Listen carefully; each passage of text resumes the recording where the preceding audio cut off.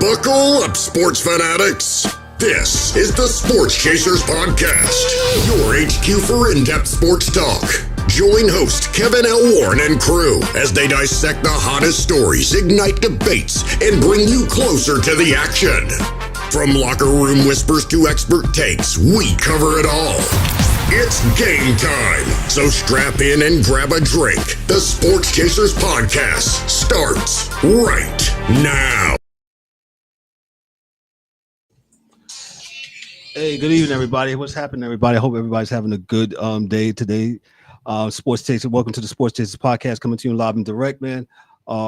Make sure you like, click, and subscribe to the channel. Make sure you also on the podcast inside, y'all do what? Y'all give us that 1, 2, 3, 4, 5-star review.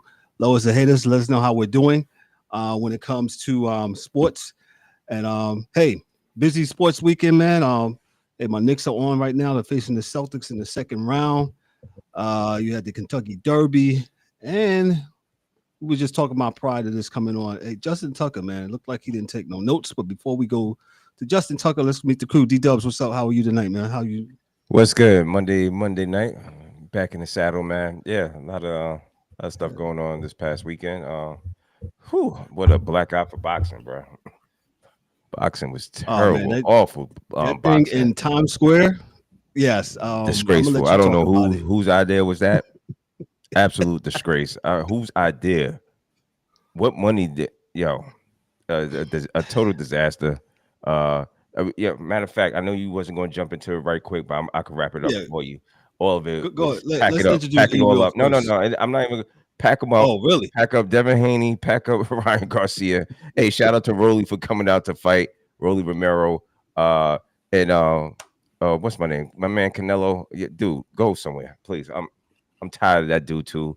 It was just all of it was trash, and boxing should be ashamed of himself.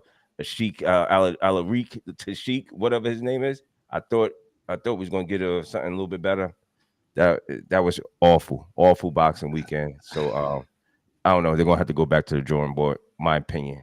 What say you guys? Please shout out. Let me know what you got. Yeah. I'm done. They try to do something different. So, but I don't know. Yo, E, what's up, brother? How are you tonight? Shout out to Debbie in the comments. Thank you so much. E, what's happening? Hey, what's going on, man? Monday Night Rewind.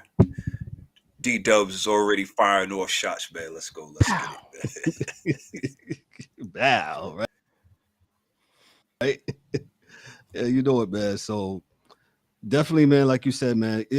I mean, what do you think about the location of them having in the middle of Times Square? How many seats was there? I mean, it wasn't. What was you going for? I don't know. You was trying to do something new. I mean, that's for like you got main event, and then you stick those the undercard guys if you want to do something in Times Square to give the fans who can't afford to go in there or who just I'm not going to the main event, tickets too high. I could go. Let me just go watch the little guys. You know what I'm saying? It's undercard. Yeah, there's no way. These are the main events, and you put them out. I get what they was trying to do a 2-day split. It wasn't good. That wasn't not the way to go. Yeah, please don't do that again. That would just be my humble opinion. So no live venues for you. It's fine, but the way they did it, and listen, what was you trying to do though? Was you trying to pack out the house? Obviously, you're not. I mean, if I had a prime real estate above, there's no need for me to go and pay for a ticket, right? If you're in Times Square, right? No. I mean, other people get money. Other people would get money if you're doing business that way. But I just didn't. I didn't understand it. I think that sometimes we could be too smart for our own good. Just go back. You find Madison Square Garden, Felt Forum. It's not the Felt Forum no more, right? I said the Felt Forum, man. You went back to the 80s and the 90s, kid. It's I don't even know. Is it called a theater at Madison Square Garden? Yeah. Felt Forum. I'm sorry. I'm showing my age. Yeah. Theater. Oh, dang, the Felt Forum. Okay. That's how it was. And people didn't even know like the fight was on, man. It's like I think it was poor marketing. I think they did a poor job of promotion. I absolutely was caught off guard with it too. I was like, oh shoot, boxing is on, and they're in I've seen it, but it's they're in like the middle of Times Square. right. It's like you've seen it, but it kind of just like it passed you, and nobody, nobody was. It was no rumblings of it, even though it was. If you were in the boxing in those boxing world, the real ones, they was up on it, right? But the casuals, guys that who's sick of boxing and in and out, they was like, damn, I didn't even know it was on. So, I just think they just gotta do a better job. Especially for you would have thought they would have had a little bit more. Oh yeah, a lot more buzz. New York City, come on, it should have been. Yeah, definitely, man. Definitely, man. Let me go to the weekend review when it comes to the news, man. This is from CBS Sports. Cody Benjamin. He says this on today. The Ravens have released Justin Tucker today. He's the 13-year-old kicker with the Baltimore Ravens. The Baltimore Ravens said this was a football decision. The Ravens stated that the release was based solely on football considerations, citing Tucker declining performance and emergence of rookie kicker Tyler Loop. But Tucker also has some allegations of misconduct. Tucker faces allegations from 16 massage therapists.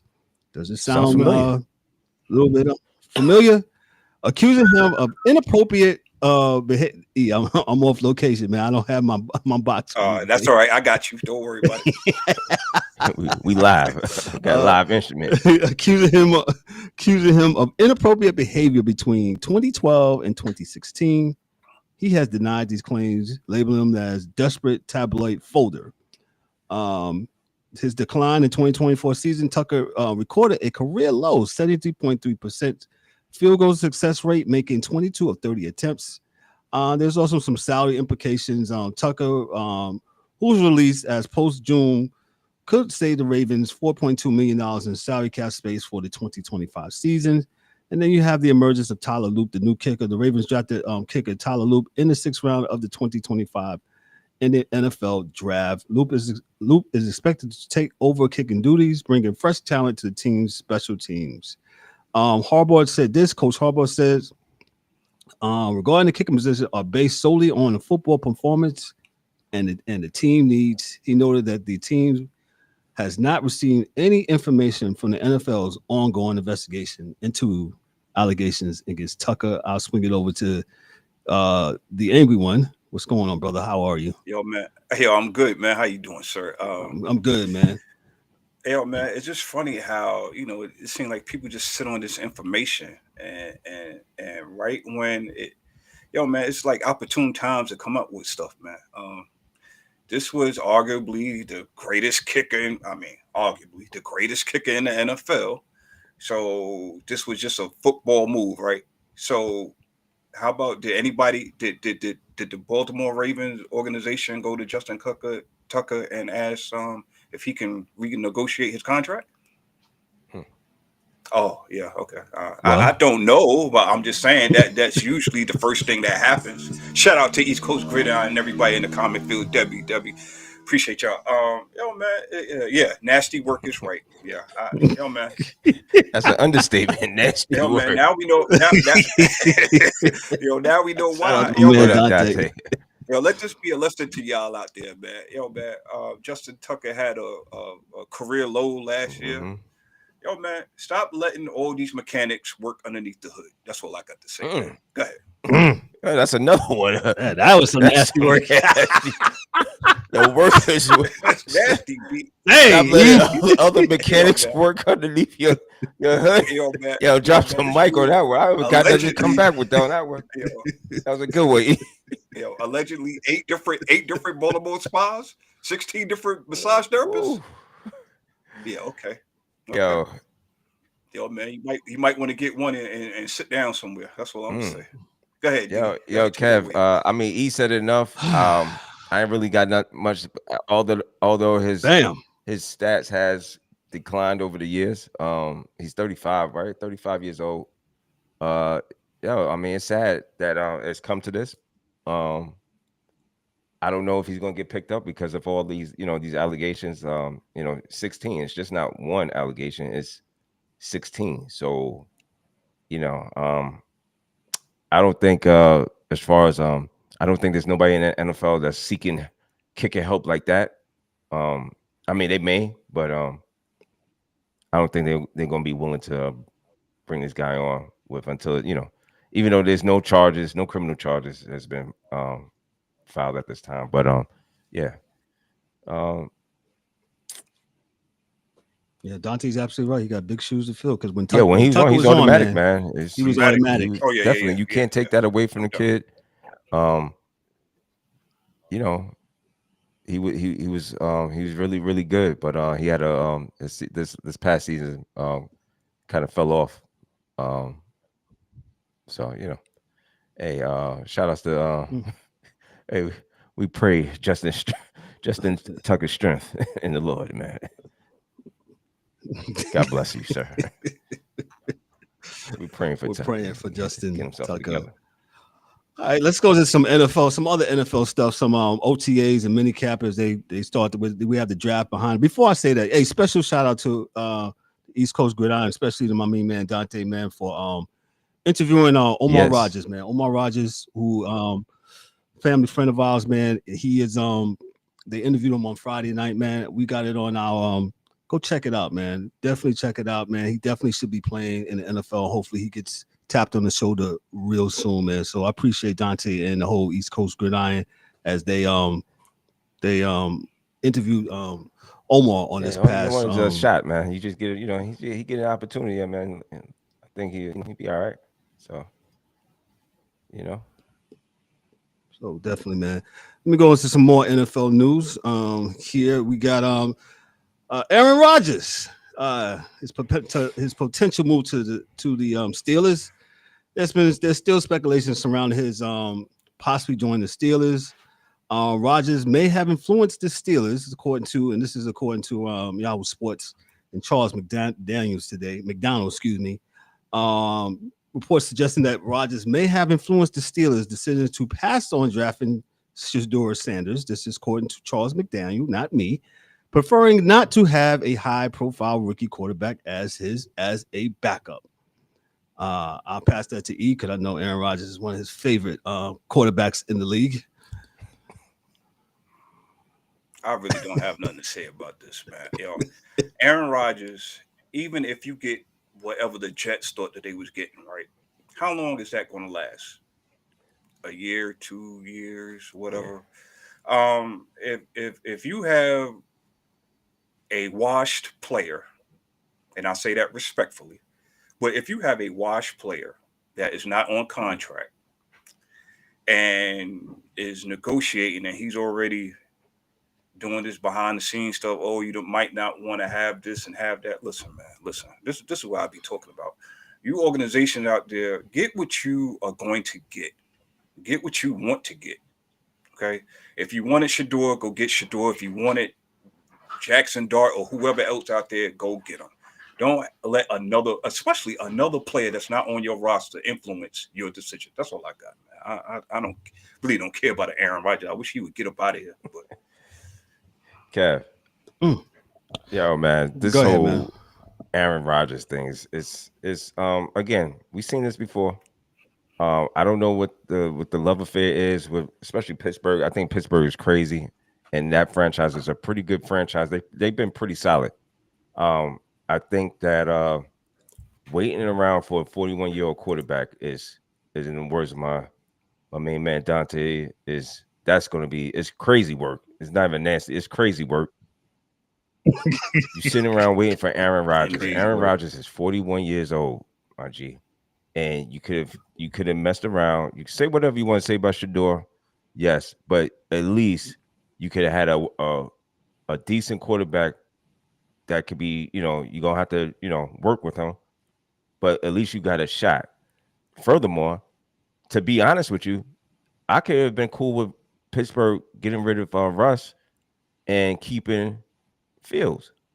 You had a quarterback. You had a quarterback there, a young quarterback who showed you in Chicago. Yeah, some people say he probably didn't get a fair shot, but I think that he could have stayed there. At least you had him. You could have again signed him on the cheap. Because I have to look up what the Jets gave him. Yeah, I think mind you.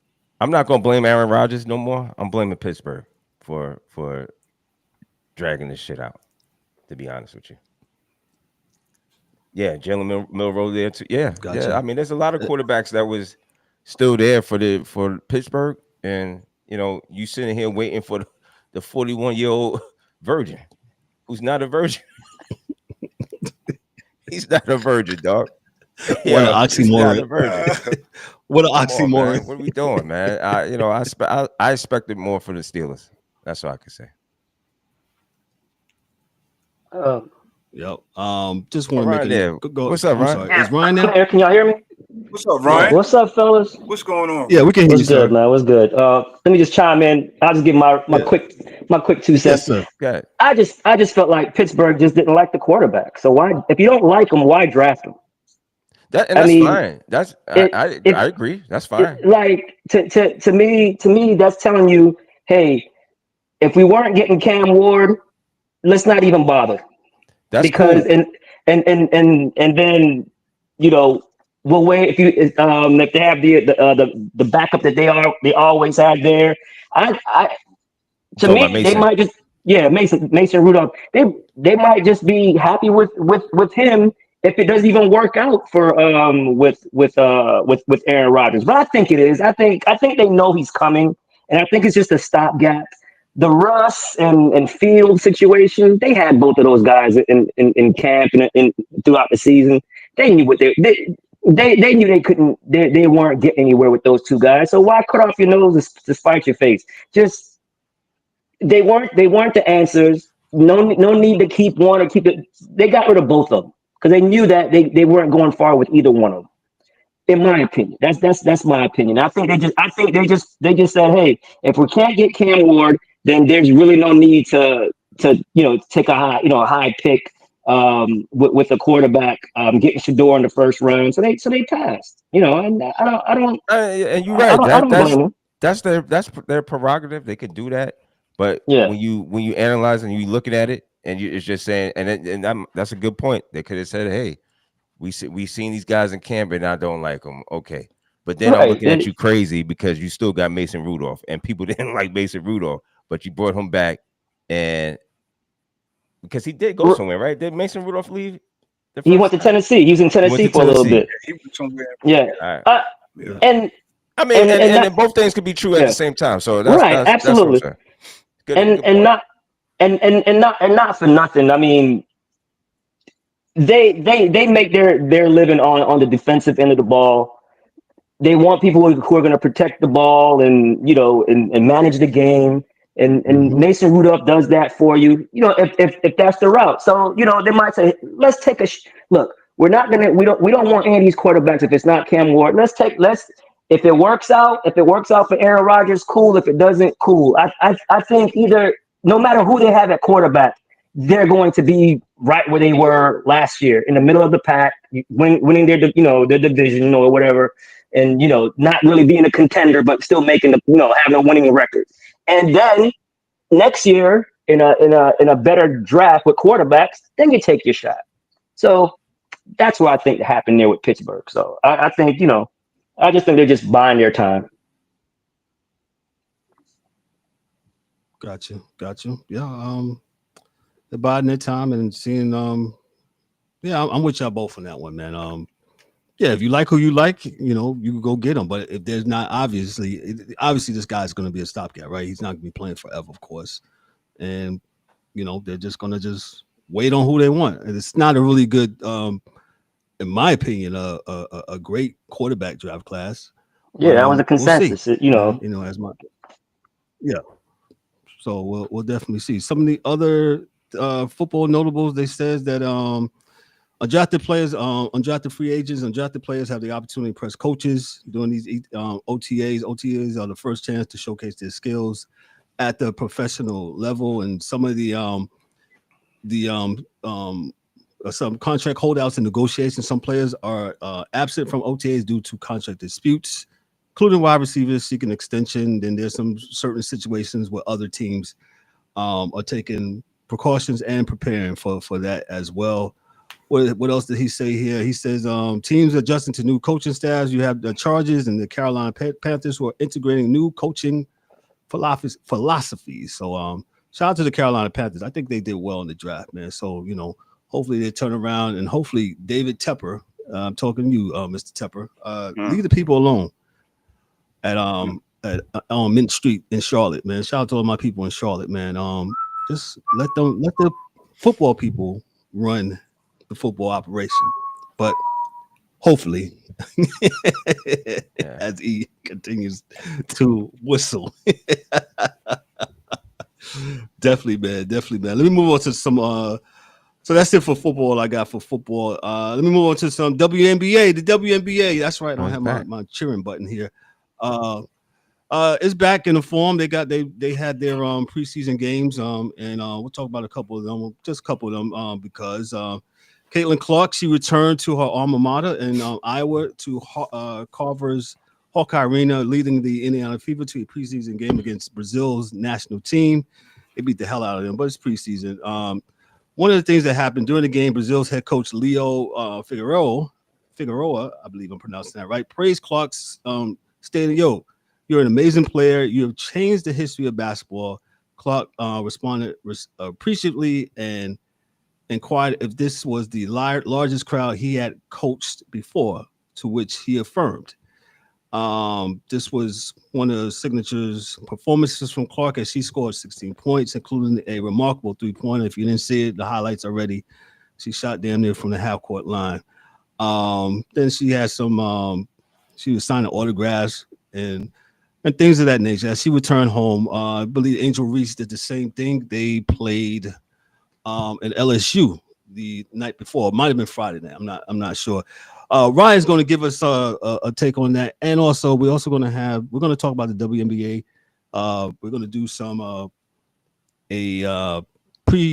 can I say this? We're going to talk about it before they actually come on.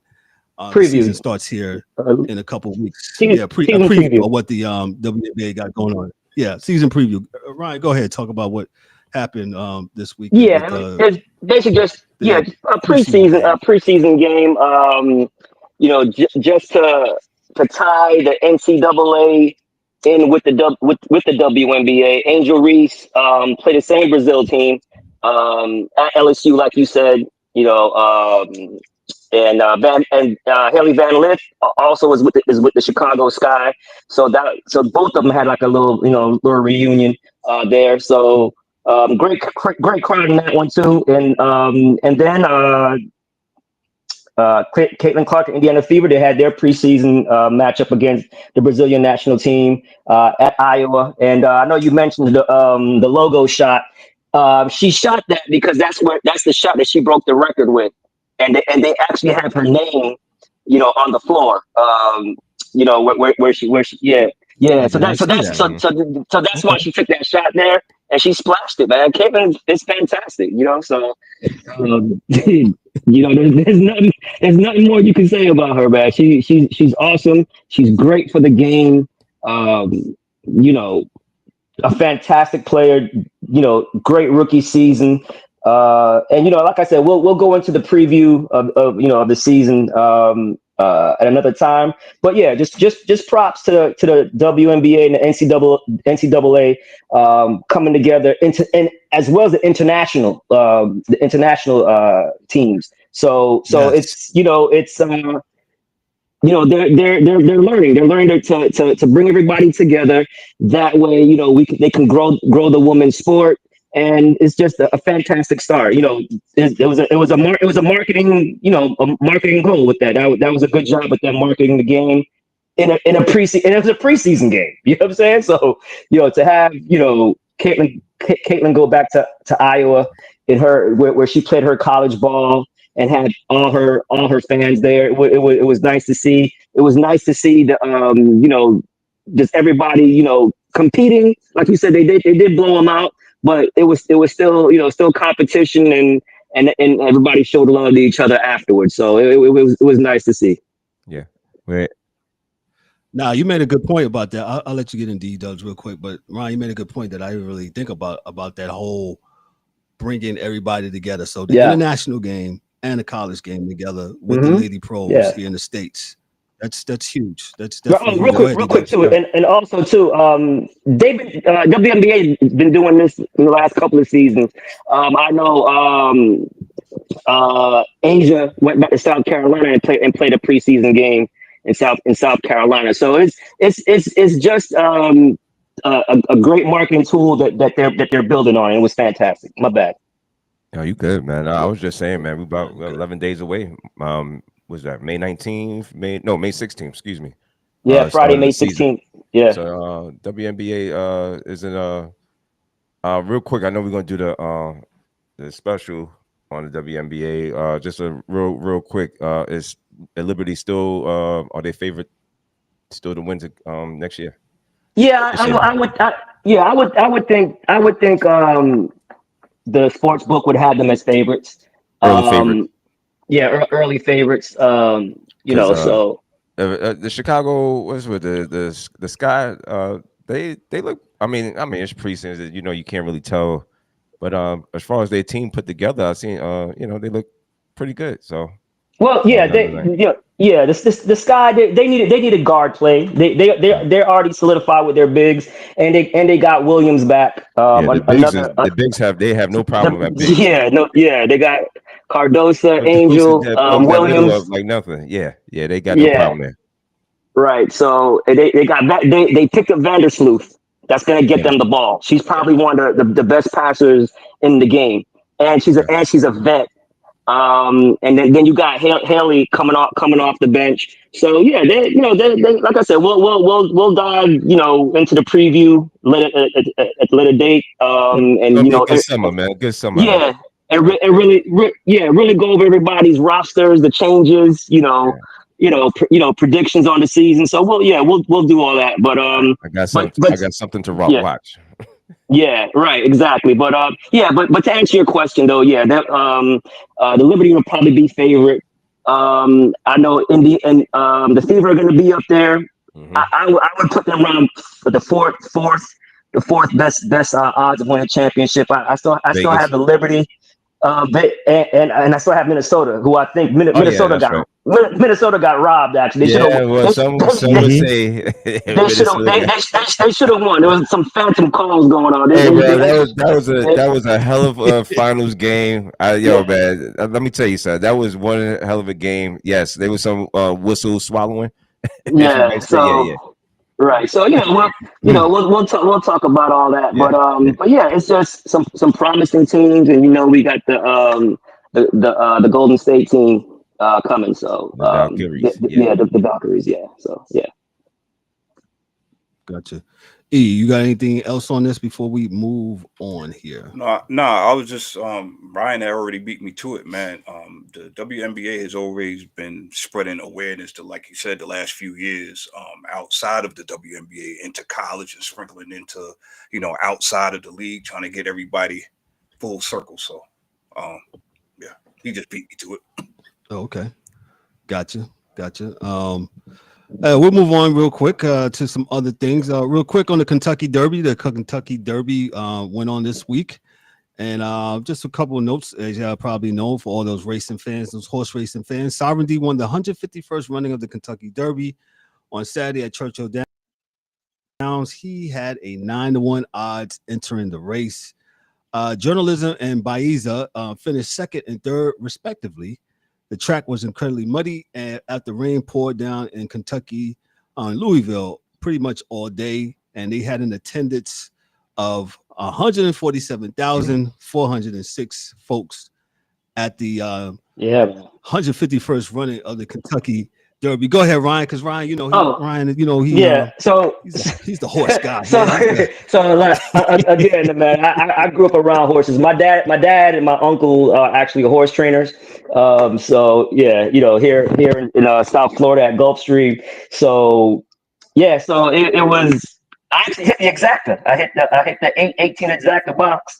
$2 exacta box 18.8. Won me $48 on a $2 bet. But yeah, man, it was a great race. Like you said, the track was an off track, meaning that it was raining, so it was a sloppy track. And normally when you have a sloppy track like that, right, the horse that kind of goes to the lead, it kind of bodes well for that horse because the mud is not getting kicked in the horse's face. Everybody else is getting the dirt kicked in their face. So you never know how your horse is going to react to that because you can't simulate it, right? You know what I'm saying? You can't simulate it running in the mud. You know what I'm saying? In the rain unless they actually do it. And when they do it, so Saturday she stalking the whole time, along with journalism. They both were off the pace, and they both was the jockeys both jockeys did a great job of rating the horses and not letting them go too fast. It was an okay pace. The pace wasn't too fast, because of the sloppy track. And when he turned for home, it was those two. And shout out to trainer Bill Mott. That was his actual second time winning the Derby. But a couple of years ago, his horse came second, right? His horse came second, but the horse that won got disqualified, and he actually won the Derby. But even though he didn't cross first, so this was actually his first time crossing crossing the winning post in the Derby, and so just a good story. Bill Mott, man, is a veteran. My mom and dad loves him. They say he's a great guy. Every time they see him at Gulfstream, he always talks to everybody. Talks to the smaller traders and give them advice and just gives back and just pours into the smaller trainers. Because man, I'll tell you, man, this horse racing game is not for the faint of heart, man. It's a cutthroat sport as far as getting the best horses, getting the best jockeys, and it's a lot of politics in horse races, man. A lot of politics in horse racing. So and they're doing well. They're doing well. They're cleaning up the sport. Where you can't use certain medications, for the horses and stuff like that. PEDs for the horses. No HGH. Yeah, Bob Baffert just came back from a 3-year suspension from Churchill Downs because we reported that 3 years ago. I remember reporting it on the show. He was suspended for 3 years from Churchill Downs, and he couldn't run the Kentucky Derby because the horse that won the Derby, tested positive. Now. There's certain things that the horses can take, but they can't take it at too close to the race. So if it's in their system, because after all the races are over, the horses they go right to the barn and they drink their water and they basically do a drug test. They pee in a cup in their stall and that's a lot of pee, man. Jesus. Crazy. Pause. That's nasty work. Pause, man.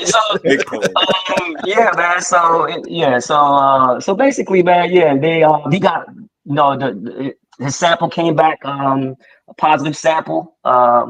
Again, it's you can put certain substances within the horse, but you can't do it like on race day or things of that nature. So so just a good day at the track. Like I said, I've been around the track, man. So is horse racing. The horse racing game is fun but hard, man. So so shout out to all the trainers out there. The smaller trainers who are always grinding, man, every morning.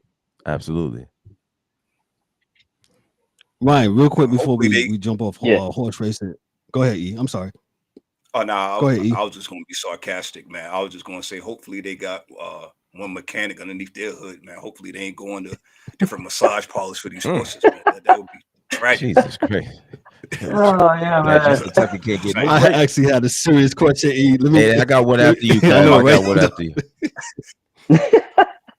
Ryan, explain to the folks. People might not know what exacta means or that. I've been to the horse or to the racetrack a couple times living in New York, the aqueduct. Explain to the people what that means. Right. So there's different pools of betting, right? Of course, you can bet to win, right? That everybody knows that. Win, place, and show. That's first, second, and third, right? Mm-hmm. So if you bet, so for instance, you bet win, place, and show, all right. For 3 horses, that's called a trifecta, right? And you can box it, and if it comes in any boxing, it means you're putting more money onto your bet. So say if it's a $2 bet, and the 3 horses that you bet, they're all hitting different, in whatever order. They just got to come first, second, and third, whatever order, you win that bet. So an exacta is coming first and second. So I had both horses is number 18 and number 8. They came first and second. So I had an exacta box. Exacta box means you're excuse me, you're boxing the race. So if it comes, whether it comes 18 and 8 or 8 and 18, you still win. But you have to put more money. You know what I'm saying? So it's like doubling your bet. Doubling your odds. So of course you can bet the horse to win, place, show, that's coming first, second, and third. And a lot of people don't know this, right? So say you bet a better horse to come in third place or second place. If they win, you still win the bet, because even though they didn't come third, they didn't come third or second, they came first, you still get the bet. You still win that bet. So yeah, it's just fun times, man. It's a lot of, there's superfectas where it's you bet first, second, third, and fourth place. You have daily doubles. You have pick sixes where you pick the you do it's like a parlay. You know what I'm saying? To put it in gamblers terms, right? Mm.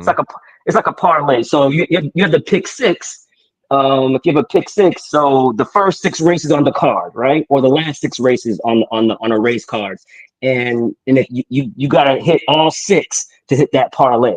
So got it. Yeah. So and depending how many horses you want in the pick 6 parlay, you gotta spend the money. So. Yo, how many horses is racing? It's what 20, 24? How many? In the Derby field, there's normally like 20 plus horses. Right. Those are bigger fields. You don't see that in regular races. Like races, sorry, I got 20 horses who qualify through a series of point races. Okay, got it. Yeah. So 20 horses. Right. Yeah. So real quick, Ryan. This is not Kev. You might know this. This is the first leg of the Triple Crown, right? Yes. So you have the next you have the Preakness, and then you have the Belmont Stakes. Belmont. So the first leg is the Kentucky Derby. Then in 2 weeks you'll have the Preakness, and then after the Preakness, 3 weeks you have the Belmont.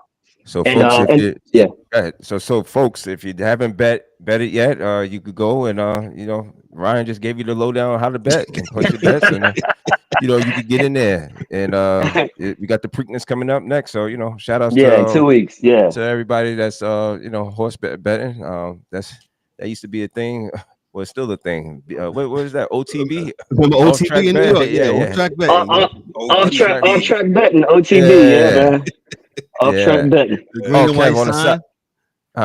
I'm saying the green and white sign. People used to go in there. There used to be. I never forget people. It was one in our neighborhood where me and D-Dubs used to live at.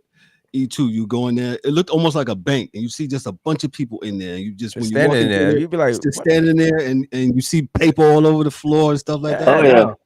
I didn't know it was this serious, man. But apparently, they be in there like it seemed like all day. Like you get out of school, like these grown people in there. It's called they're called degenerates. Yeah. It's the gamblers, man. Listen. Hey, and this thing has absolutely changed the game now because the degenerates can just be in the house by themselves and right. And let me tell you, like, my dad will have a horse, racing every now and again. Like I said, he doesn't have a big barn, a big stall of horses. He has like 3-4 horses. So and it's funny, man, because I can go like once every 2 months, religiously once every 2 months, and I see the same exact people. That's not a coincidence that every time I go, once every like 2-3 months, that they're there. So these people are there every single day, bro. Hey, every how you single doing? day. Imagine seeing you here, huh? Yeah, right. every single day, man. But that's just that's the love for the sport, man. That's the love for the sport. Hey, And Kev, that's why they call it the king of the sport of kings, man. Horse racing. No doubt. Kev, on a side note, hey, shout out to Mike Tirico. Mike Tirico was supposed to call the Kentucky Yes, go ahead. Derby. And Mike Tirico, as we was talking about what was it, HGA, and talking about, Mike Tirico got allergic reaction to some nut allergy. And his throat was starting to close up. So he couldn't call he had to be subbed out for Ahmed Farid. He was called to step in to call the horse racing. So shout outs to Mike Tirico. Hope he is. I think he is better. But Mike Tirico is usually calling the Kentucky He's Derby. usually calling. I think was this his first? No, I think he called it last year. But he's always on the broadcast. He doesn't call the actual. Yeah, he was on the race. Right on the broadcast. He's just on the broadcast. Yeah, yes, because the guys who actually call the races, like, and down the stretch they come. Those guys, they take that stuff very seriously. Yes, that is correct. The guy I used to like is Dave. What was his name? Dave Johnson. I don't know if he does it anymore, but Dave was a bad man when he used to do that. It's the fastest 2 minutes in sports. For sure. Down the stretch they come, man. Yeah. So. And then used to have a lot of personalities, sports personalities, man. Hank the Hammer, Hank Goldberg the Hammer. He was always there. Yeah, man. And being in South Florida, South Florida, New York, Kentucky, those are just big horse racing cities, man. So it's always fun. Hot spots. Yeah. Hey, man, if you got nut allergy, man, make sure you got that EpiPen handy, man. So shout outs to Crazy. He's feeling better. Yes, please do. Yeah, but go ahead. I was gonna say we're gonna have to put on Ryan's bio on the website. Horse racing. Let me tell you, let me tell you, man. Let me tell you. So again, like I said, man, I grew up around horses. When I say grew up around horses, my dad and my uncle were trainers. My brother wanted to be a jockey, so they were around the horses. I grew up around them. Now they think I want to be around horses. Like, they wanted me to be a jockey so bad, and I'm not the biggest dude. You know what I'm saying? And then they're like, hey, I was about to say, brother. I was about to say, yo, you probably missed your calling, dog. You probably should have been a jockey. I still haven't lived that down with them, man. They're like, man, you're perfect. You got the perfect height, the perfect build. You have a strong upper body, so you can handle a horse. You have the perfect complexion. I can see it, man. Because they're all like, from Puerto Rico and messing around. You messing around this NBA and WNBA. You should have been a jockey, dog. What are you doing? You got a Brazilian last name, Portuguese Brazilian last name, De Souza. You'd have been perfect. I'm like, but one thing I didn't have was the courage. And you need that first and foremost. Listen, man. Listen. Yo, shout out to Ryan, man. Listen, man. You're looking at the scariest guy on the face of this earth. You hear me? I admit that. Ryan is crazy. Yo, shout out to Ryan, man. Thank you, bro. Eddie, I call him the Black Eddie O'Carroll, bro. Oh my God, man. Crazy. Man, Dan, that's a great story, man. That So we gotta put that on Ryan's bio, man. Horse racing, man, and like you said, low down, man. I bet no other sports podcast be breaking down horse racing like how we do, man. Yeah, man. It's all good, man. Love the horses, man. Love the horses. So let me move on here to Major League Baseball real quick. Their what did they do? Their power rankings came out for baseball. The Dodgers have reclaimed number one. They're back here. You got the Dodgers. They're 23-11. They moved up 2 spots. The Padres, they're 2. Padres been playing great. Cubs, they are number 3. The Cubs have won 15 games against teams over 500, and that's the most in the majors. The Mets, they took a couple steps back this weekend. They're number 4. The Tigers are playing well. Javier Baez is batting .309 and playing the hell out of center field. He's already now with a 1.5 WAR. Last season, he posted a point minus 11. Excuse me. You got the Mariners at 6, the Giants at 7, the Yankees at 8. Yankees lost the series to the Orioles. You got the Phillies at 9, the Guardians at 10, the Royals at 11, the Diamondbacks at 12, the Astros at 13, the Reds at 14, the homeless A's of, I don't know where they're playing in Sacramento, but they don't even want to say that they're Sacramento. But the A's, the Athletics, they're 15th, they're 19 and 16.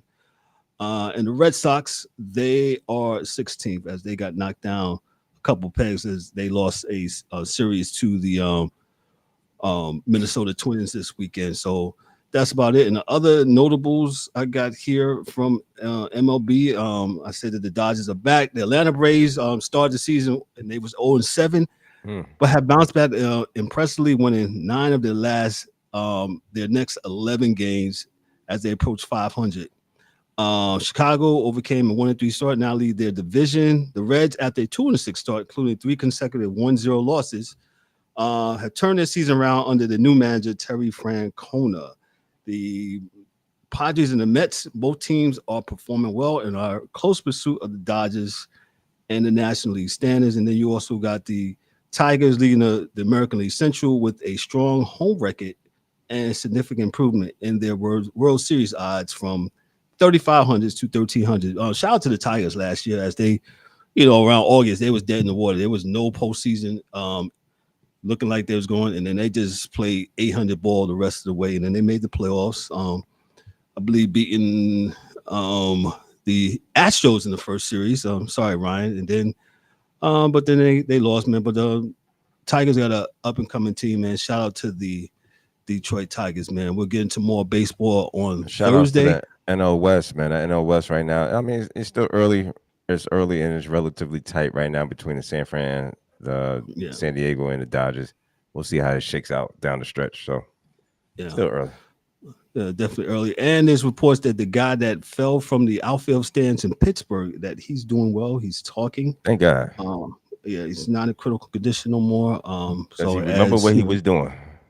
I have not heard that. We'll get an investigative story going on.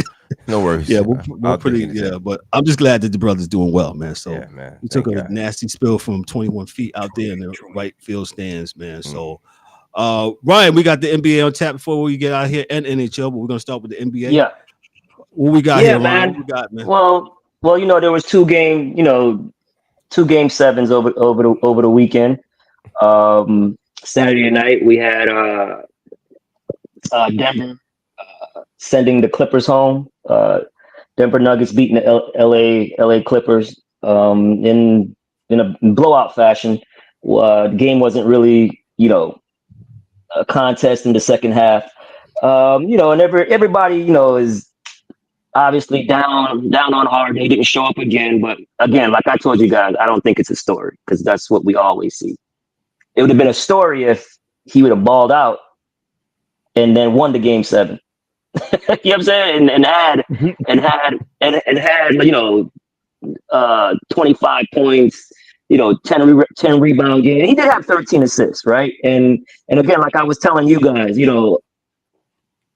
was I expecting 7 points? No, I wasn't expecting 7 points, especially after he just got finished scoring 28 points in game 6. And forced the game 7. He was the main reason why they forced the game 7. But Kawhi was bad. Powell was bad. Kawhi had 27 points in game 6. He had 22 in game 7. Powell had 24 points in game 6, and he only had, I believe, 11 or something like that. So Powell, who was on the borderline of making the All-Star team, and Kawhi, they're your scorers. So if Harden's getting you involved and getting you the dimes, because Harden now in his stage of his career, he's the point guard. this is not Houston Harden when he's leading the league in scoring. So, did I expect 7 points? No, I didn't expect that. But I'm not gonna put that all on him. I'm blaming Kawhi, and I'm also blaming Powell. For that. Yeah. Now, I was just gonna say I definitely thought that Kawhi Leonard didn't get enough smoke for only taking 13 shots. 13 shots, correct. Do or die game 7. Exactly. Yeah, I don't know why I didn't hear nobody talk about Kawhi Leonard. Right. James Harden, I get it for what he's done in his career, but this is not the James Harden that we seen in Houston and the little dabble that we seen in Brooklyn or whatever. He's a facilitator Kawhi now. Leonard, though, was supposed to be up there with these other guys. Once upon a time, he was up there with KD and LeBron James. So I rightfully so. Now James Harden, I ain't going to let you just get off the hook. You only took 8 shots yourself. Absolutely, right. Kawhi Leonard, I feel like deserves a little bit more smoke than what he's getting. That's fair. Exactly. And that's all I'm saying. Just don't point the finger at Harden because he still gave you 13 dimes. Okay, he didn't take. He only took the eight shots. I get it, but Kawhi's got to take 20 shots. Powell's got to shoot 15 shots. Those are the scores. You know what I'm saying? And then whatever Harden is giving you, on the offensive end because he's facilitating the ball.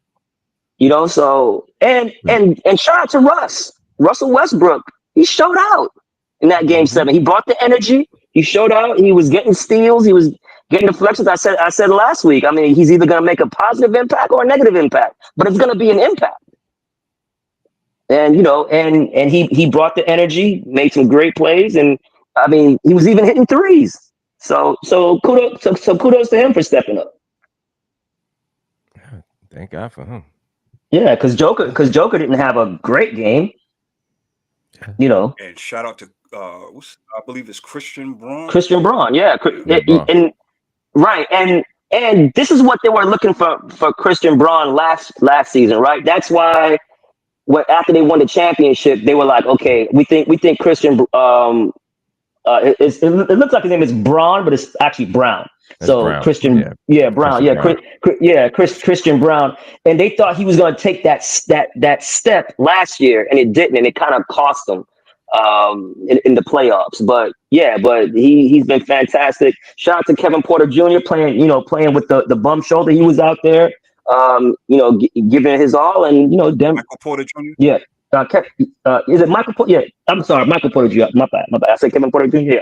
Yeah, Michael Porter Jr. I'm sorry. Yeah. So shout out to him. He's playing hurt. They brought their A game and they showed up. So kudos to Denver. Should be a great series with Denver and OKC coming up. Listen, whenever you have the best player on the floor, you always got a shot.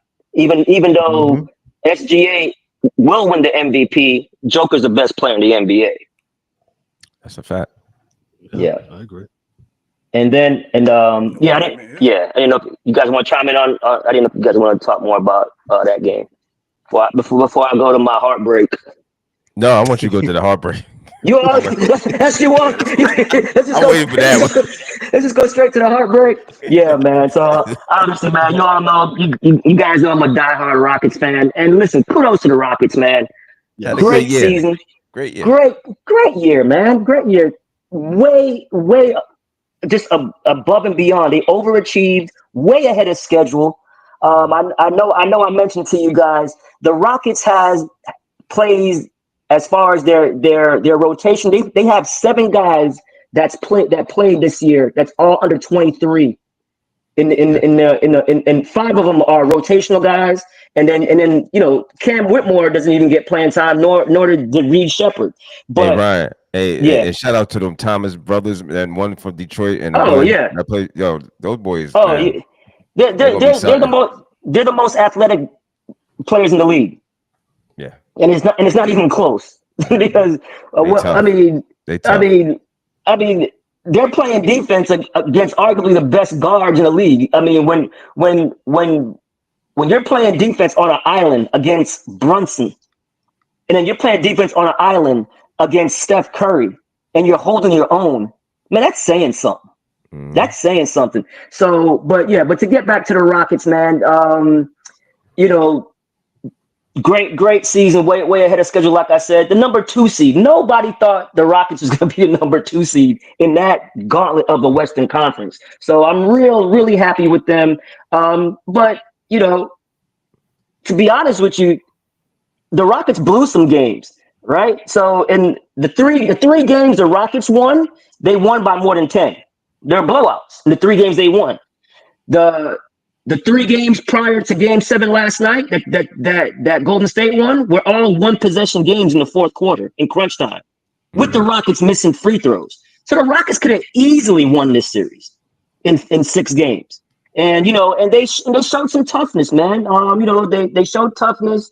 They feed off their coach Ime Udoka, who's tough, and they were down 3-1, went home, blew out Golden State, went to Golden State. Everybody thought, okay, Golden State is just gonna wrap it up. Man, they took it to Golden State and blew them out in Game 6, and Game 7, they did a great job on Steph Curry, man. Amen Thompson did a great job. He had 3 points at halftime. He had 3 points at halftime. But when you had 3 points at halftime, but then when you give up 7 threes in a half to Buddy Hield, then you just it's null and void. So what you did to Curry is null and void. And that's what happens, right? Because they're playing the same defense they were playing in games 5 and 6. And you know what Buddy Hield shot combined in games 5 and 6? He was like 0 for 5 in 2 games. 2 games. Or something like 2 games. And sometimes you need your role players to step up. And he did. He stepped up, and and it was just too much. They took Curry out, but within taking Curry out, Buddy Hield went on a flamethrower, and he wasn't wide open. They were still rotating to him, but when you're trapping a player like Curry, he's so crafty with the ball, he gets it out. Draymond Green is good at facilitating, so they just went offense. What the Rockets did to Golden State in this series defensively was very impressive, and and again, everybody knew the Rockets' struggles were on the offensive end. Was shooting the ball, shooting the 3 ball. They were horrific last night shooting the 3. They were horrific last night shooting 2s. And if you look at the box score, right, and you see Sengun's stat, the 24, 10, and 5, it looks good. But his field goal percentage was awful. He missed bunnies. Jalen Green was a complete no-show. And I will say this about Jalen Green. You look at the box score, he had one good game. Game 2, he had 38 points, and everything else was, single-digit games or the 11-point game. But what they were doing to Jalen Green was they were blitzing him. They were blitzing him and trapping him, right? So he was getting off the ball, which is cool. But when you get off the ball, you still have to cut and move. He gets off the ball. He just stands there and watch Sengun play one-on-one. Watch Fred VanVleet, who was awesome in games, 4, 5, and 6. He shot lights out. But it's just it was a learning experience for the Rockets. I'm glad that they were able to make the playoffs. Bittersweet. They didn't get out the first round, man. But let's be for real too. When Golden State traded for Jimmy Butler at the trade deadline, they had the best defensive rating in the league, and their offense was potent. So that wasn't your typical 7th seed, right? So but kudos to them. I'm very happy they forced a Game 7. I wish they would have won it, but they didn't. But a lot of things to be happy about. Like you said, Amen Thompson, man, he's special. He can't even shoot yet. He is. Yeah. He can't even shoot yet, and he's that special. So so we'll see how it works out. And I want to tip my cap to Draymond. I'm hard on Draymond. He does some crazy stuff out there. That game 6 in the first 3 minutes of the game, getting a flagrant foul. You know that chopping people. Yeah, he even said it, and his team even said it. His team said, "Look, you sabotaged our game in the first 2 minutes of the game. You sabotaged us. We couldn't, you know." And I'm gonna tip my cap to Draymond today because he was awesome in Game 7. He came out. He had 2 big threes to start the game off. He was facilitating. He played great defense on Sengun, frustrating Sengun, bodying him. He just knows how he's great defensively. He just knows where to be at times. He knows how to get under your skin. Well, that also attributes to his experience, man. He's just an experienced, crafty veteran. He's using that against Sengun, and Sengun will learn from that. So absolutely, the Rockets ain't got nothing to be ashamed about. No, I'm always messing with you. I'm always going to troll. Of course. So but at the end of the day, man, the Rockets is going to be, they're squared away, and they got a real bright future, man. Them Detroit, these teams are coming, and it's good to see these young teams coming up and down. So. Real bright. And not only that too, right? Remember, they have all the Phoenix picks. They have Phoenix picks this year. That can easily land the top 5. Mm-hmm. I think it's like a 17% chance to land the top 5, and like a 3% chance to get the number 1 pick. The last time the Rockets had a 3% chance to get a number 1 pick, they got Yao Ming, and for some reason they win the lottery and get Cooper Flag. I mean, right? I wouldn't be surprised if something like this happens, though. You say 3% chance, that 3% probably 100%. Don't they still have a Brooklyn pick? Say again. Huh? I said, don't they? Did they use all the Brooklyn's picks, so they still got Brooklyn picks? No. Brooklyn has their picks now. That's how they got the Phoenix picks because they swapped. That's how that was the reason why you guys got Bridges, because they made the trade. So the Rockets and Brooklyn, they swapped picks, right? They like, hey, we want the Phoenix picks. Mm-hmm. So Houston wanted the Phoenix pick because remember, Houston was just in the lottery 4 straight times, right? And they're like, okay, what's the odds of us getting this? The number 1 pick. It's not, so we already got tons of young kids. We can't keep drafting in the lottery. We'll give you back your picks. Give us the Phoenix picks, because the Rockets knew, they didn't know, but they're like, hey, this can go south really quick with Durant, Beal, and Booker, and it did. So it did, and it did, right? So now they swapped picks. They gave Brooklyn back their picks for the Phoenix picks, and that in turn said, okay, now we can trade Bridges. Now we can trade Bridges to New York because now we want to tank. Because if they didn't have their picks, they were like, no, we're gonna try to win with Bridges. But they got back their picks, and then they got a haul for Bridges. They got like 5 first-round picks, so they're sitting pretty. Yeah. So, so that's it. Yeah, man. So just like I said, man, just tough loss for the Rockets, but the inexperience finally showed in the Game 7. Even though they're at home, I would have liked for them to have pick the pace up a little bit and run. They were just in mud. And credit to Golden State's defense. They went in a 1. I think it was like a 1-3-1 zone. And the right, so it took away. They took it because they can't really shoot the 3.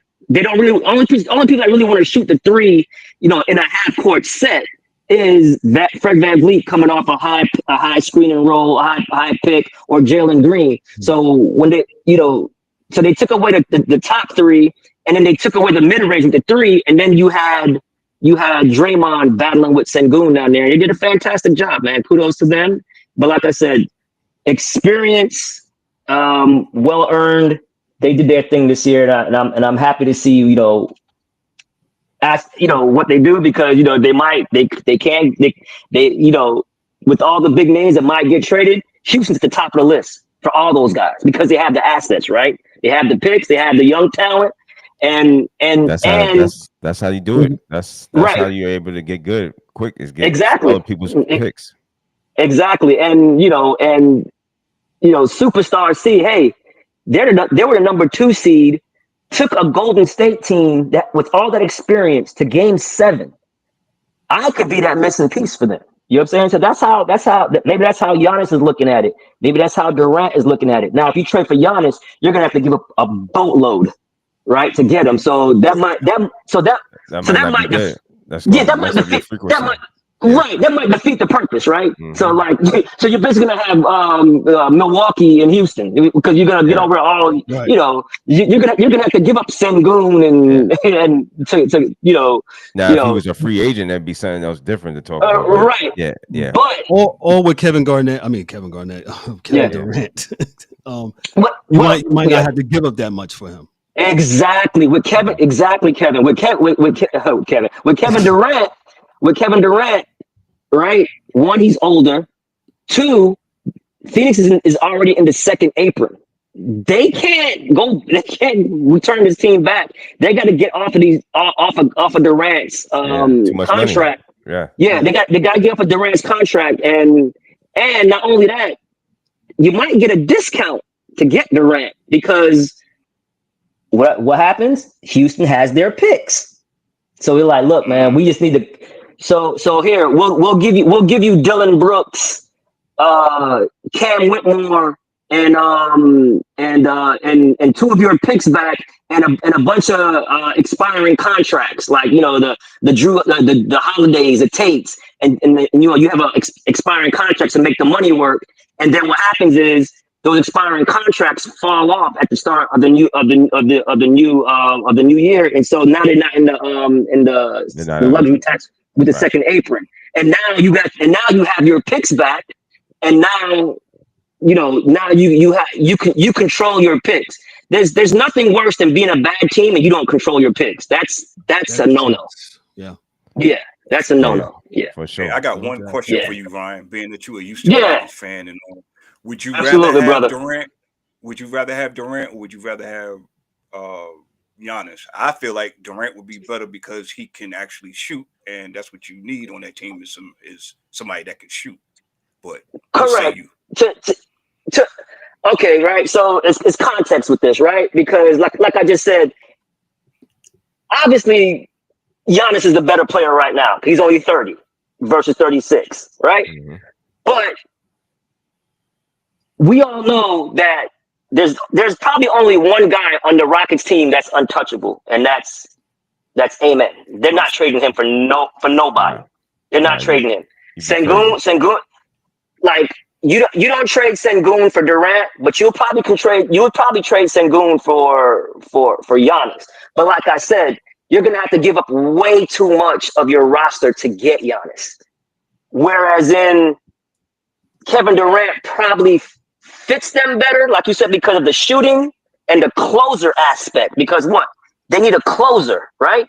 They need somebody in the last 2 minutes that can go and get them a bucket with one-on-one, and everybody thought that was going to be Jalen Green, but he just hasn't taken that step yet. But he's only 22. He can still get there. But if you can only give up, a Dillon Brooks, because he's your starting small forward anyway. You give up a Dillon Brooks and you put KD in there with in that slot, and you're not gonna have to give because you have Phoenix's picks. You're not gonna have to give up as much. You just got to make the money work in within the trade. But here's the thing. Now,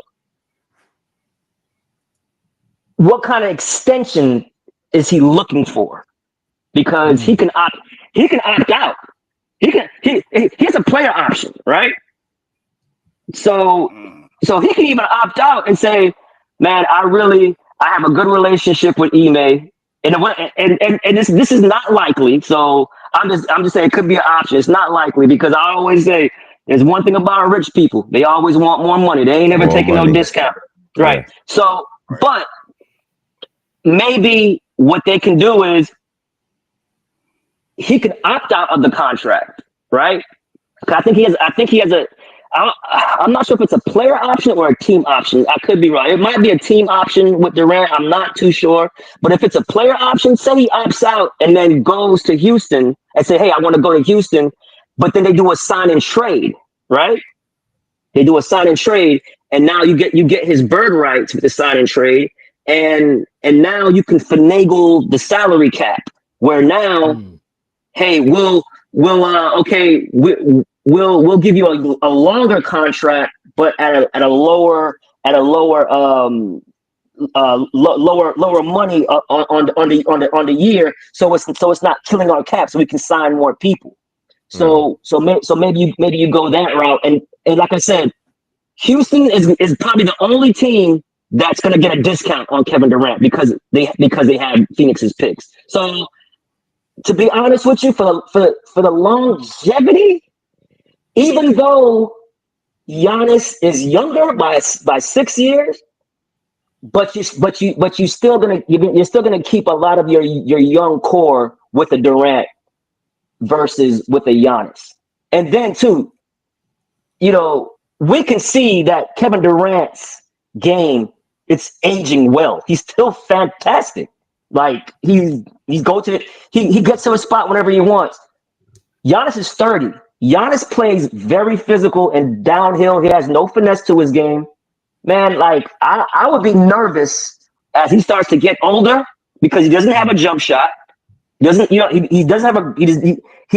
have any finesse down low. It's just bull in a china shop. As he gets older, as he gets older, are the injuries going to start to mount? And then now you're screwed, and then now you're Milwaukee because you gave up all these assets. You just gave up all these young assets for an aging Giannis. So to answer your question, angry one, let me get KD on the cheap. Yeah. I hate you. I like that though. Sorry about that. I was long-winded on that one, man. My bad. No, brother. That's what we like NBA up here, guy, man. Articulate your thoughts and whatnot, man. That was beautiful for all these fans that don't know the ins and outs of. Like, I appreciate you clarifying the thing about the swapping of the picks and whatnot. I totally forgot about that. Yeah. Right. Yeah, man. One other thing. Hold on before you go, Kev. The Cleveland Cavaliers and the Indiana Pacers was a great game last night. Yes, it was. Yes. Cleveland is hurting. Cleveland has 3 major injuries. Two of the guys are questionable. Forget about the third guy, but I know Mobley is questionable along with what's Garland. the man's name? Garland. He's also questionable. That was a hell of a win by Indiana. Shout outs to them for coming on the road. And hey, you guys are gonna stop disrespecting. Not talking about you, Ryan. Talking about people in general disrespecting Tyrese Halliburton. That boy can play. For the rest of you NBA players who said that this guy was overrated and voted most overrated, most overrated, you guys are clowns. That's all I got to say, Ryan. You could take it from there. He ain't going to Cancun yet. Nope. Nah, man. Yeah, he's a special talent, man. He's a special talent, and to piggyback on the Pacers, I know his dad got I don't want to say suspended because he doesn't play for them, but he got banned from the from coming to the games for the rest of the playoffs with the incident with him and Giannis. So yeah, man. And that pace that the Pacers play with, so is nonstop. It's a nonstop pace. They'll wear you a frenzy, a kinetic type of energy that they got going on, and it's crazy, man. And it's for them to be able to carry it on the road is kudos. Yeah. Nah, for sure, man. For sure. The Pacers are deep, and they're playing. They're playing with house money. Everybody didn't think that they were going to do anything anyway. They're playing with tons of confidence, and they don't have a coach named Tom Thibodeau. They play 10 guys. You know what I'm saying? So You keep I guys. thought I was the fresh only like one. E. Menace police Hey, coming again. We hey, coming for you, Ryan. shout out to Tibbs though. Tibbs played some guys this half though. He played like I want to say he played like 8 people. Yeah, we I guess we have to be Yeah. down 10 for him to do this. So, but It's 14 Yeah, now, shoot. right? yeah, What's the score? 61-45 right now. Yeah, 61-45 No at the way. half. Yeah, yeah, It was it was tied. just close. Yes, Yeah, it's it halftime. was, but 61-45. Yeah, need to They only increase that. scored 20 points in the second quarter. Oh Lord. I scored 35-20. Porzingis has 0 points. Tatum got 13. Brown got 14. Holiday got 8. Kev, I know we got to go. Christian Listen, got 13. I'm telling you, I don't think the Knicks is going to win a game. I have other people say they're going to get No. one. I don't think. I think Boston's Nah, going to sweep. man. I think no. Boston's. They'll win at least 2 games, man. Yeah, I think this will I be a got 6-game Boston series, in D. Yeah. You guys are super optimistic. Yes, that's fine. Okay. Okay. I'm calling a vacuum cleaner. Electric Lux. Yeah, Electrolux. Yeah, if you got a Kirby, you have money. A Kirby, yeah. Yeah, you had Kirby, you got money. But yeah, they going not the broom. It's going to be the vacuum. Yeah, man, D-Dubs. And I love the Knicks. I love the Knicks, man. But I just don't see it. The Boston is just too much, man. It's way too deep, and they back healthy. They're not really banging up like we thought. To be honest with you, like I thought they were all banged up, and the injury report came out, and nobody was on it. I'm like, damn, okay, everybody good. I'm like, all right, okay. I'm like, ooh, but D-Dubs, a sweep though. Come on, man. I'm just basing it off the regular season and what I've seen from them on the regular season. They came close in the last game, and I don't know if Boston was even playing a lot of players, but right. And so that's the only reason why I base it on. And I didn't see nothing from the Knicks when they played Cleveland or Boston, the best teams. I think they did win against OKC. They got a good win, I think, if I'm not mistaken. But yeah, it wasn't very good against the upper major teams. And that's the only reason why I say that. Not to say that the Knicks are not good. They are, of course, they're good. That's my team. But I'm just being I'm putting the realest hat on, and everybody's telling me, they're gonna get 1 game or they're gonna get 2 games. Y'all guys just say they're gonna get 2. But we'll see. I think we'll see. Brunson and his play, especially in the playoffs, will at least get them 1 game between him and Cat and whoever decides to step up for that 1 game. I think they'll have enough to get 1 game. See what I'm saying? What I'm saying is they're not beating them, but that 1 game, it's going to be so much energy taken out of them. You can see it, man. They get drained, man. These guys, every time they put up something, they gonna come back with something. They just get drained and wear down. I've seen this before, dog. I'm just going on. I'm living off experience. The LOX. Y'all sports chasers out there, y'all hit Twin Box. I hate this. I don't want to be that guy, but I'm gonna be that guy. Check Twin Box and ask Twin Box, how long have I been talking about this coach and his 8.5 man rotation in the playoffs where these guys look beat down, and exhausted and whatnot, and you're gonna need more than 8 guys to beat a Boston. I see that he got 4 guys off the bench. Kudos to you, Tibbs, but I don't. It's not enough for Boston, man. I'm sorry. Yeah, I mean, you just not getting Achua off the bench. Come on, dog. Achua should have been playing. Now you're gonna stick him out there, and he's gonna act like he know what to do. Come on. Especially when you guys had the injuries, and he balled out in the regular season when he had an opportunity. Yes, he did. Absolutely. So, like, why are we not using Achua? This is the stuff that makes me upset, Brian. I'm sorry. Thibodeau thing. Back in Chicago and Minnesota, guys get hurt, guys step up, guys get sat down because Thibodeau is not going back to them unless there's an injury. Doesn't make any sense. Yeah.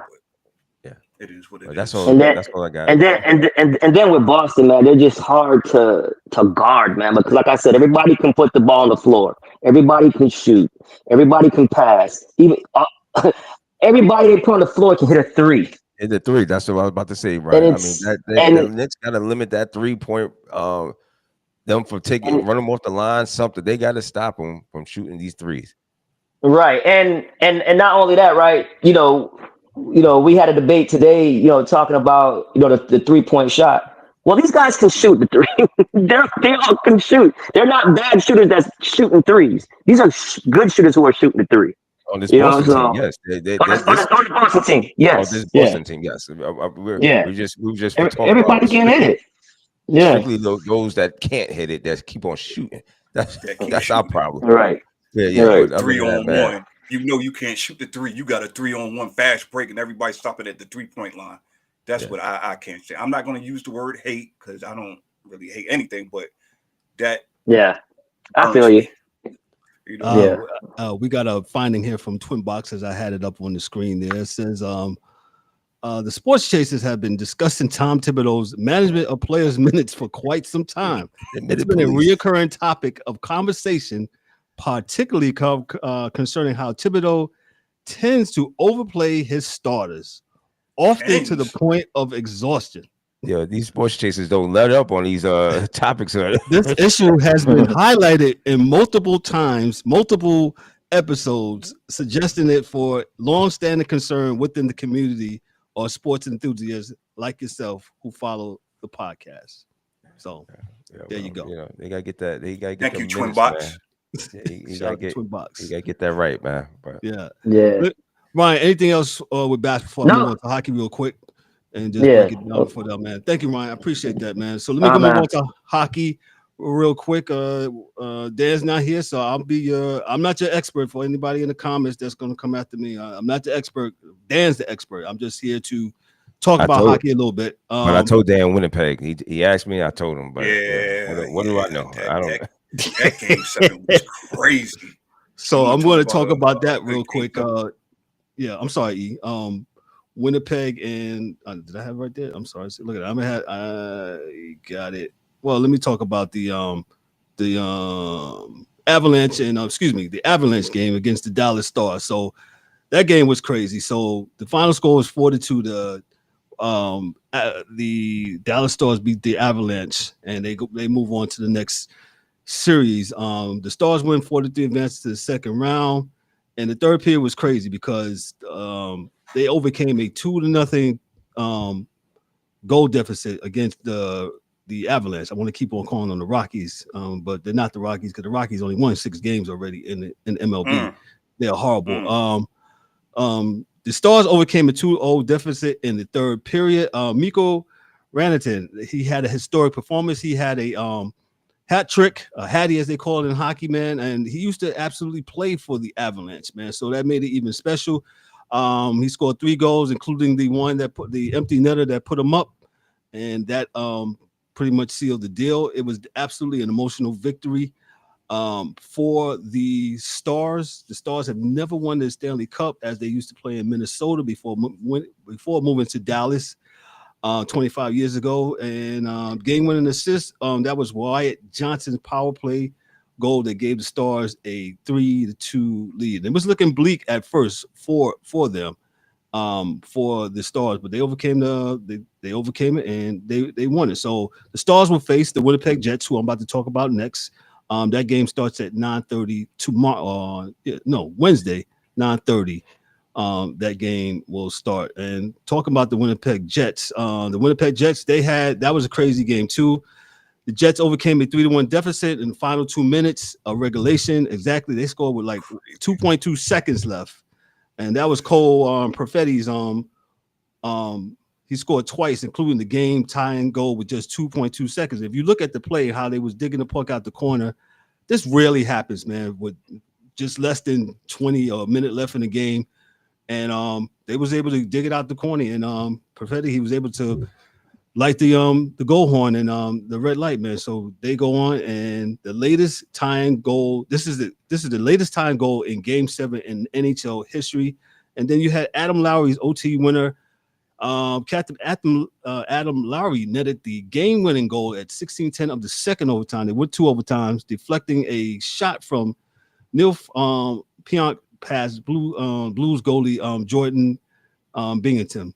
Some of the key contributors was Kyle Connor and Neil Funk. Each recorded 3 assists, while goaltender Connor Hellebuck made 26 saves for Winnipeg. The Blues early lead. St. Louis took an early advantage with goals with Jordan Cairo and Matthew Joseph. and Radic Foxa leading 3-1 into the third period. So some of the critical mistakes, a late icing call against the Blues, that resulted in Pavel Bukovic's decisions to shoot the empty net led to a face-off in their zone, and that set the stage for the tie and goal, man. So exciting games, the NHL and the NBA. Hey, it's one of those years. Is that time of year. NBA fans and NHL fans, man. You got your team, you got your screen on multi-view, man. Let me just go on to this quick story before we end our hair. The Utah Hockey Club. It appears they leaked their nickname on April 29th. Fans noticed that the Utah Hockey Club's official YouTube channel briefly changed its handle from Utah Hockey Club to the Utah Mammoth. The channel was subsequently deactivated, sparking speculation about the new team's name. This is an official statement from the executives with the Utah Hockey Club. Mike McGowan says an executive with Smith Entertainment stated that the team is still in the process of selecting a permanent name and identity, aiming to announce it ahead of the 2025-2026 season.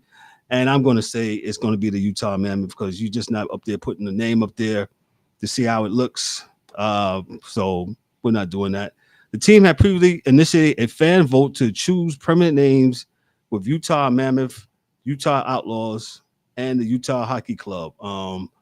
And some historical significance. The name Mammoth pays homage to the Ice Age giants that once roamed Utah, notably the Huntington Mammoth, discovered in 1988. The connection ties the team's identity to the Stars' rich paleontology history.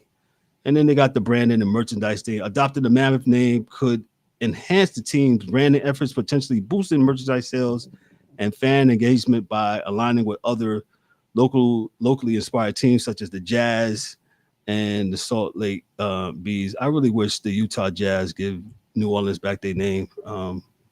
I know they left. It's been over 30-something years, man, but I wish they get back their name. There's nothing jazzy about Utah. Never been to Utah, but I don't understand what Jazz had to do with that. Go ahead, D-Dubs.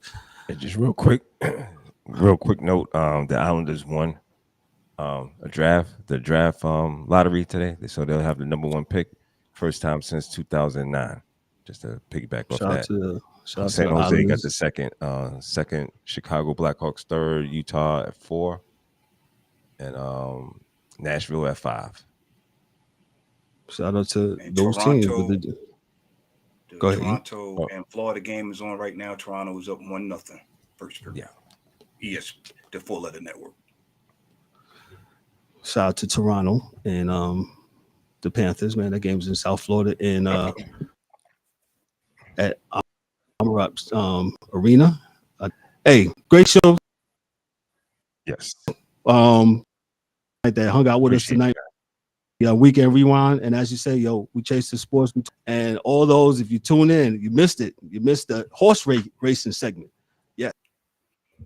The horse racing segment. With our jockey. You gotta put that on his bio. You gotta put it on his bio, with man. That jockey, Ryan.